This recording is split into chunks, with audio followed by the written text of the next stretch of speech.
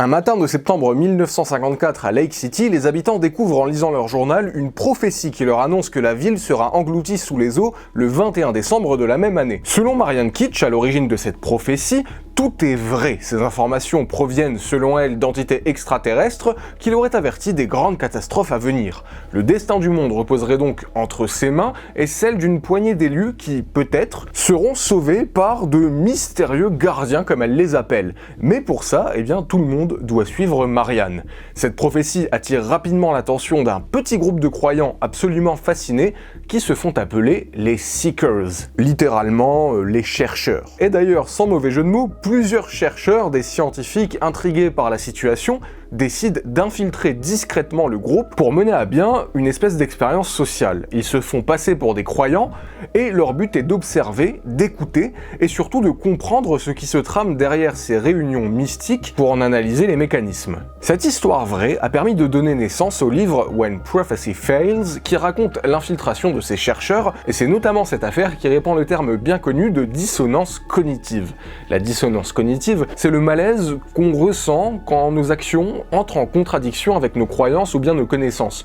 Ça nous pousse à ajuster nos pensées pour continuer à justifier ces mêmes actions, même si elles sont incohérentes. Dans ce cas, on sait que la fin du monde n'est pas arrivée, pourtant le groupe a continué d'y croire même après l'échec de la prophétie, et c'est un exemple de dissonance cognitive absolument passionnant parce que toute cette histoire autour est incroyable et surtout elle est vraie. Surtout avec tout ça, on est au cœur du mouvement, on s'intéresse à ces personnes pour essayer de comprendre comment est-ce qu'ils en arrivent là, plutôt que de simplement se moquer ou bien les juger. Bonjour, je suis Sailor et sur cette chaîne, j'aime beaucoup vous raconter des histoires extraordinaires qui touchent souvent à nos croyances, et vous allez voir que le cas d'aujourd'hui est absolument captivant. Et puisque je vous parle de mystère et de prophétie aujourd'hui, c'est l'occasion pour moi de vous présenter le sponsor de cette vidéo. Il s'agit d'une BD, Arsène Lupin et le dernier secret de Nostradamus. Ça fait des années que je collabore avec les éditions Grand Angle et aujourd'hui je suis content donc de vous présenter cette nouvelle sortie. L'histoire suit Arsène Lupin, le fameux gentleman cambrioleur, et après de précédentes aventures, cette fois-ci il est approché par Irène Adler, une célèbre aventurière. Elle lui demande de l'aide dans une affaire importante pour le compte du Vatican. En fait, le fantôme de Nostradamus aurait révélé au peintre Émile Signol la date de la fin du monde. Ce dernier l'aurait caché dans son œuvre, un petit peu comme un secret d'initié, et Arsène Lupin et Irène Adler vont donc devoir collaborer pour découvrir la date de la fin des temps prophétisée par le fantôme de Nostradamus. On a donc une super enquête policière au programme avec une toile de fond apocalyptique et historique, du suspense, c'est très rythmé puisque l'histoire tient en un seul tome et avec tout ça il y a son lot de révélations. En plus c'est à l'appréciation de chacun mais je trouve les dessins et les couleurs vraiment très jolis. Enfin sachez qu'un escape game est offert avec l'achat de la BD, il s'agit du vol de la Joconde qui vous met sur les traces de l'authentique tableau de la Joconde qui aurait été discrètement remplacé par une copie. L'enquête est à faire seule ou bien en famille et elle permet de découvrir ou redécouvrir certains lieux et mystères de la capitale grâce à ce livret en allant d'une énigme à l'autre.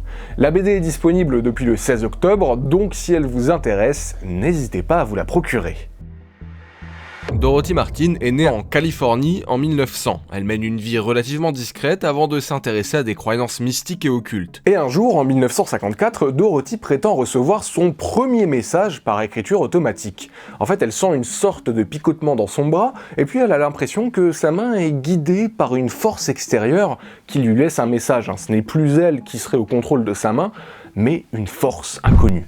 À sa grande surprise, ce message provient, selon elle, de son père décédé, qui dans le message lui parle de sa vie dans l'astral et lui donne des conseils sur comment bien planter des fleurs. Ah bah écoutez, il avait peut-être la main verte, pourquoi pas. Et là en fait c'est le début d'une communication mystique qui va rapidement au-delà des messages personnels puisque Dorothy commence à recevoir des révélations. Elles ne viennent plus selon elle de son père décédé, mais en fait avec l'écriture automatique et également de la télépathie, elle a des messages de ce qu'elle appelle ses gardiens, des entités supérieures qui vivraient sur des planètes appelées Clarion et Cérus.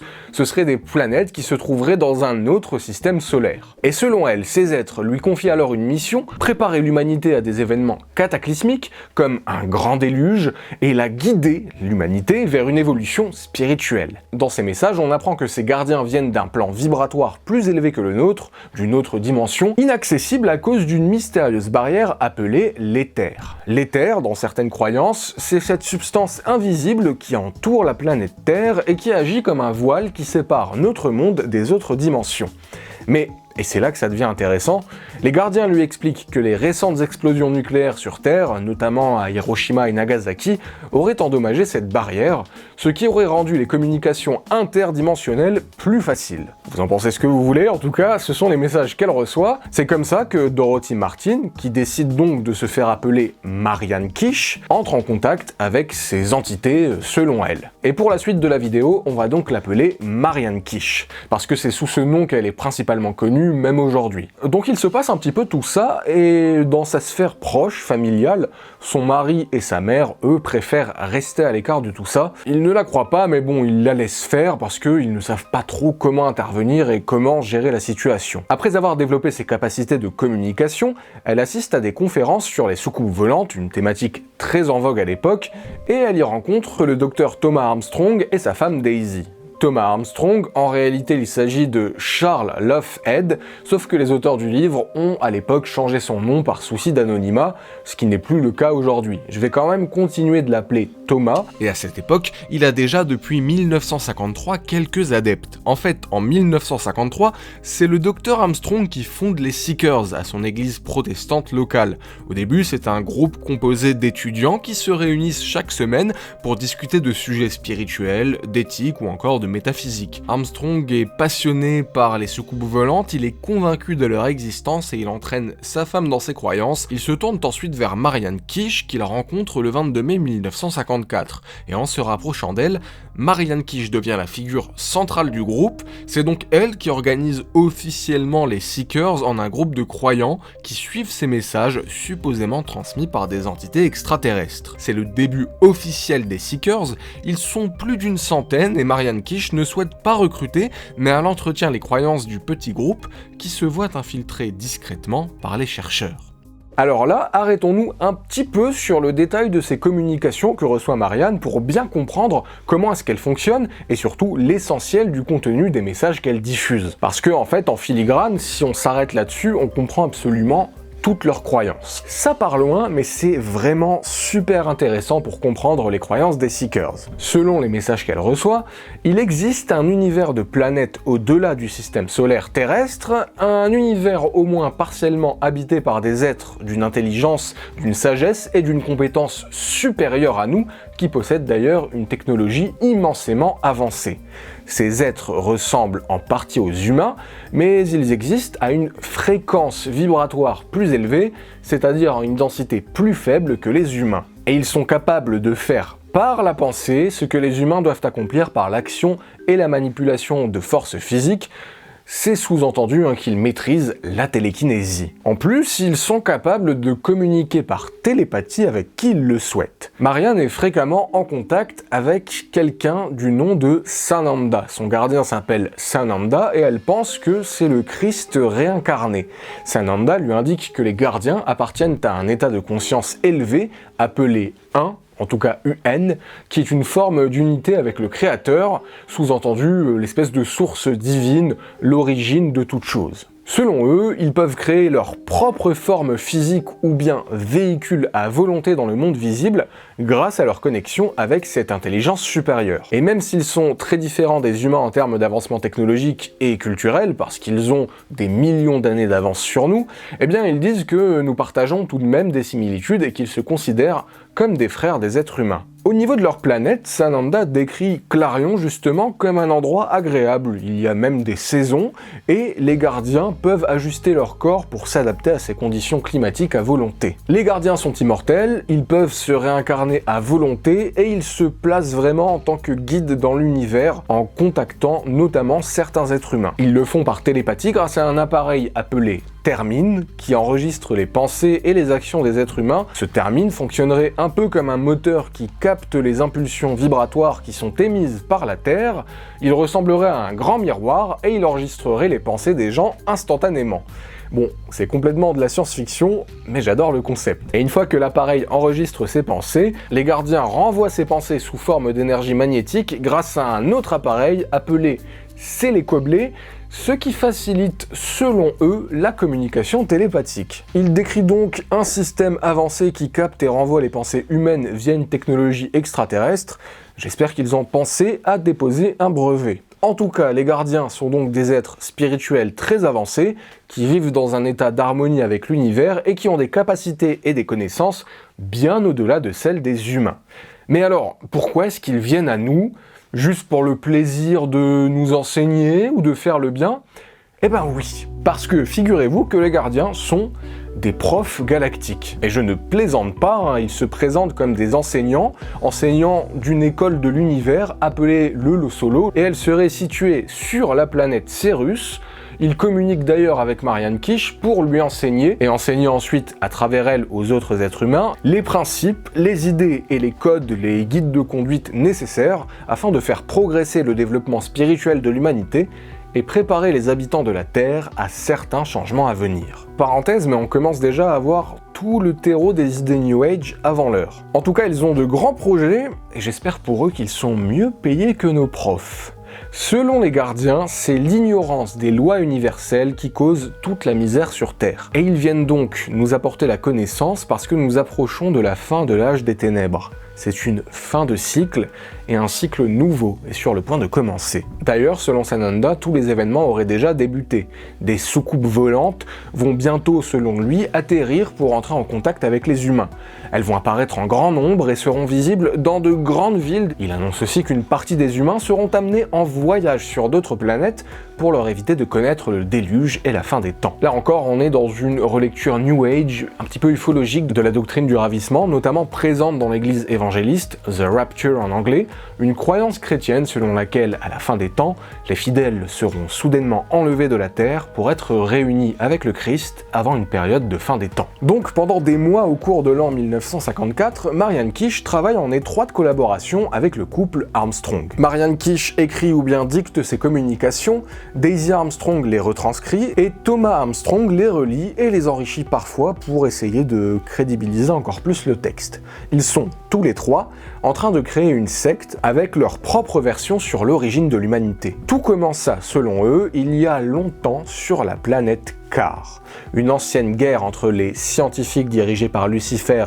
et ceux qui suivaient la lumière a conduit à l'explosion de cette planète. Depuis, Lucifer est venu sur Terre et il guide les scientifiques actuels vers la destruction, à cause notamment de la bombe atomique. Le cycle pourrait se répéter si la science continue selon eux de créer des armes destructrices, et le Christ, en tant que Jésus, a tenté de sauver l'humanité par le passé, mais même si certains sont réceptifs à la lumière, les forces du mal resteraient bien trop puissantes, et nous serions donc dans un cycle perpétuel. Les religions d'aujourd'hui ne seraient que des adaptations de cette ancienne histoire de l'humanité qui aurait débuté sur une autre planète, dans un autre temps, à travers le cosmos. Là, on pourrait se dire, oui, bon, ce ne sont que des croyances, des folies de quelques personnes qui ont choisi de croire des absurdités. Sauf que les chercheurs, qui ne sont pas encore au sein des Seekers à ce moment-là de l'histoire, expliquent bien dans le livre pourquoi est-ce que ce petit mouvement sectaire fonctionne. En fait, les idées de Marianne Kish, même si elles sont inhabituelles, ne sont pas entièrement nouvelles. Ses croyances sur l'univers, la spiritualité, la réincarnation ou encore le danger atomique sont présentes dans la société. Elles correspondent d'une certaine façon au contexte de l'époque, et dans des livres populaires, des magazines ou encore d'autres mouvements spirituels, on les retrouve vraiment, ces idées. Elles sont largement répandues et elles sont sincèrement crues par beaucoup de gens. En fait, elle a fait un mix de tout ça pour créer son propre culte, et tout ça fait justement qu'elle est légitimée au sein de son mouvement. Et en plus de ça, elle est appuyée par les Armstrong, puisque Thomas, notamment, se met à répandre l'idée que Marianne serait tout simplement la réincarnation de Marie, mère de Jésus. Là aussi, ça suit une logique dans leur système de croyance qui est notamment basé sur un concept de réincarnation et d'événements cycliques, qui se répètent donc dans différentes époques. En résumé, tout ce que je viens de vous énoncer, qui sont décrits à travers énormément de messages sur plusieurs mois, sont en fait un petit peu le lore, c'est-à-dire l'historique et les motivations de ces gardiens. Et puis, le 2 août 1954, Marianne Kish reçoit pour la première fois un message de Sananda qui lui annonce une catastrophe imminente qui implique la destruction d'une ville et un bouleversement géophysique. Ce message est développé dans d'autres communications, où cette fois-ci, il est prédit que des événements tels que des tremblements de terre, des inondations ou encore des vagues géantes vont venir purifier la Terre. Un nouveau grand ordre naîtra après ces désastres, les États-Unis se briseront en deux, de nouvelles montagnes apparaîtront, et des pays comme l'Angleterre ou encore la France, pauvres de nous, seront submergés. Sananda prédit également la résurrection des justes et la renaissance de certaines civilisations. Là, c'est la naissance définitive de la prophétie, qui prend donc racine dans ce contexte particulier, et qui est en fait la suite logique des idées avancées dans tous ces précédents messages. Donc, aussi irrationnel que ça puisse paraître, ou être d'ailleurs, eh bien tout ça n'apparaît pas d'un coup. Elle n'a pas inventé, dicté, griffonné tout ça du jour au lendemain. C'est vraiment la suite logique de plusieurs mois à réfléchir là-dessus, à se conditionner, ou en tout cas à évoluer, à baigner dans ces communications avec ses gardiens. Et puis, Thomas Armstrong, qui est convaincu par ses prédictions, là, il envoie 50 lettres aux éditeurs américains pour annoncer la catastrophe. La fin des temps est annoncée pour le 21 décembre 1954. La prophétie devient publique, et au mois de septembre 1954, la prophétie et les textes de Marianne sont diffusés localement. Là, les premiers adeptes arrivent. Avec eux, les chercheurs, qui se font passer pour des croyants, infiltrent les Seekers pour les étudier en secret. Les adeptes se préparent. La destruction planétaire est imminente. Selon la prophétie, ils attendent un grand déluge qui recouvrirait toute la Terre. Le monde entier serait plongé dans le chaos, et seuls les élus pourraient être sauvés. Au sein des Seekers, Thomas Armstrong met de côté ses obligations professionnelles. Il se consacre entièrement à cette cause. Il organise des réunions régulières avec les autres croyants, souvent dans sa propre maison ou bien celle de Marianne Kish, et le groupe passe ses soirées à discuter. Ils discutent des messages reçus, ils préparent l'arrivée des vaisseaux spatiaux qui sont censés les sauver. En fait, ils sont totalement convaincus que les gardiens viendront les chercher juste avant que la Terre ne soit submergée par les eaux. Daisy Armstrong, tout aussi dévouée que son mari, participe activement à ces réunions. La plupart des adeptes abandonnent d'ailleurs leur vie de famille, leur étude, leur travail ou encore leurs obligations pour se consacrer entièrement à ce qu'ils considèrent comme une mission sacrée. Et là, les chercheurs infiltrés remarquent que l'intensité de la croyance des membres est proportionnelle à leur degré d'engagement personnel dans la prophétie. En fait, au début, les membres du groupe commencent par avoir une conviction assez modérée. Ils sont curieux des enseignements de Marianne, mais bon, ils restent au départ sceptiques quant à l'idée qu'une grande catastrophe puisse réellement survenir. Certains y voient surtout un message spirituel, une façon de revoir son mode de vie. D'autres y voient une forme d'avertissement. Et puis en fait, à mesure que la date de la prophétie approche, eh bien là, les membres commencent un petit peu plus à s'engager. Il y a plusieurs facteurs qui contribuent à ce renforcement.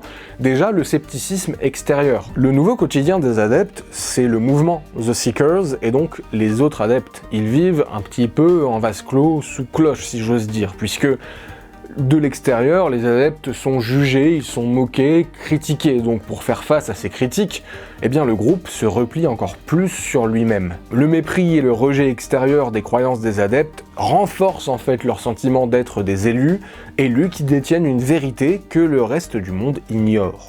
Et puis, plusieurs membres du groupe n'ont absolument plus rien. Ils ont sacrifié leur vie personnelle pour rejoindre les Seekers, ils ne peuvent pas revenir en arrière.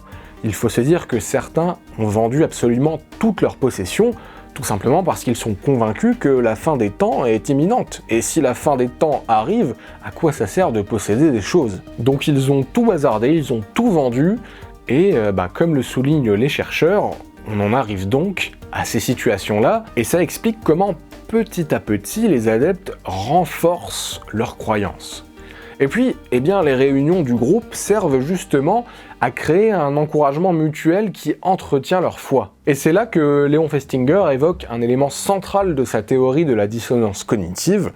Plus un individu est engagé dans une croyance ou bien une action, plus il sera difficile de revenir en arrière en cas de contradiction. Dans cette phase de préparation, Quelques membres du groupe commencent à éprouver des doutes, il y a plusieurs exemples dans le livre, sauf que ces doutes sont rapidement surmontés à cause de la pression sociale et la notion de groupe qui joue un rôle crucial pour contenir toute cette incertitude. Les Seekers évoluent pendant plusieurs semaines dans cette dynamique, celles et ceux qui ont tout sacrifié pour se préparer à la fin des temps ne comptent pas faire marche arrière, et l'unité du groupe assure de faire taire les doutes des quelques-uns qui se demandent si, vraiment, la fin des temps est bien en marche. Le soir du 20 décembre, les Seekers se rassemblent chez Dorothy. Ça y est, c'est le grand jour. Ils sont prêts pour l'arrivée des soucoupes volantes. L'ambiance est solennelle, chacun se prépare mentalement à ce qui va suivre. Ils se sont habillés en fonction des instructions qu'ils ont reçues dans les messages de Dorothy. Aucun objet en métal, aucun métal d'ailleurs ne doit être porté parce que ça pourrait interférer avec les technologies des extraterrestres. Dans la maison, le groupe prie, médite et attend. Minuit approche, l'heure où tout doit se produire. Les fidèles échangent des regards nerveux, mais ils sont résolus.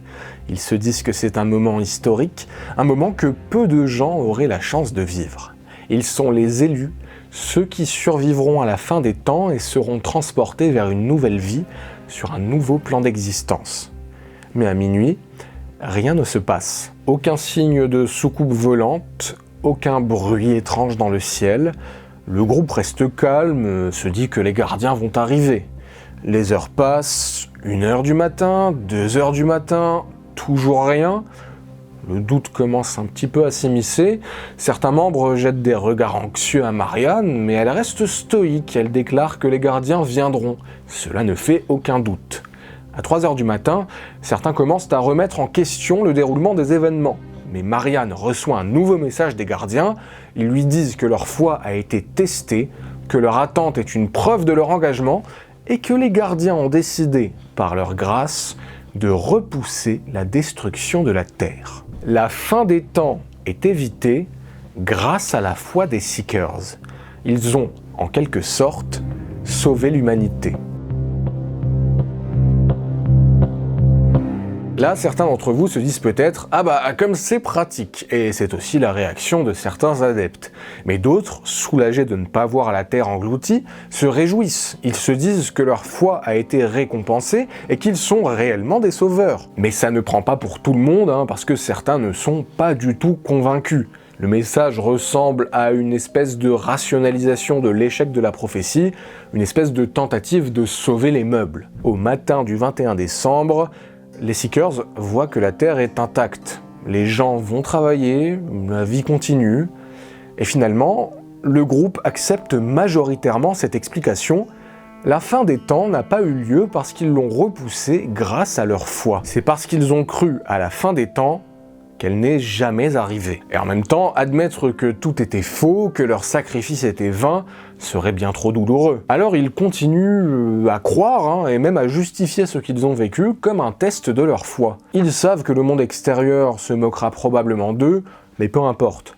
Ils ont survécu à quelque chose de plus grand, quelque chose que les autres ne peuvent pas comprendre. Il y en a qui se rendent compte qu'ils ont cru à tort à la fin des temps et décident de retourner à leur vie d'avant, mais c'est à chaque fois douloureux et difficile psychologiquement de l'admettre. Sauf que pour une grande majorité, la dissonance cognitive est forte. Petit à petit, le groupe se sépare. En janvier 1955, Dorothy abandonne son pseudonyme Marianne Kish et décide de quitter la région de Lake City pour se rendre en Arizona. La Gourelle quitte les Seekers et son départ marque symboliquement la fin de son mouvement qui finit par se séparer complètement. En 1955, le couple Armstrong rejoint Dorothy en Arizona, qui a continué à donner des prophéties à ceux en demande, cette fois sous le nom de Sister Tedra. Après évaluation psychologique professionnelle, ils furent tous jugés saints d'esprit.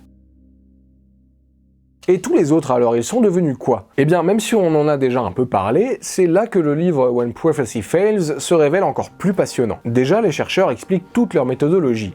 Une fois infiltrés, ils participent aux réunions et ils inventent des récits mystiques pour gagner la confiance des membres, sauf qu'ils veulent vraiment rester passifs. Ils interviennent le moins possible pour justement ne pas influencer le groupe.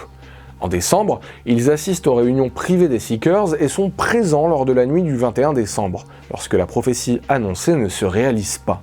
Donc déjà, ils documentent les réactions immédiates du groupe, ils observent comment est-ce que Dorothy, alias Marianne, et ses fidèles rationalisent un petit peu l'échec de cette prophétie. Ils voient vraiment tout en direct, et c'est donc de ces observations qu'est développée la théorie de la dissonance cognitive par le psychologue Léon Festinger. Il conceptualise que lorsqu'une croyance profondément ancrée est confrontée à ce qu'il appelle une disconfirmation éclatante, c'est-à-dire ici l'absence de la fin des temps prévue et annoncée, pour réduire cette dissonance, les individus cherchent des moyens de réconcilier leur croyance initiale avec la nouvelle réalité. Ils se réadaptent. Donc, dans le cas des Seekers, cette réconciliation prend la forme de plusieurs rationalisations.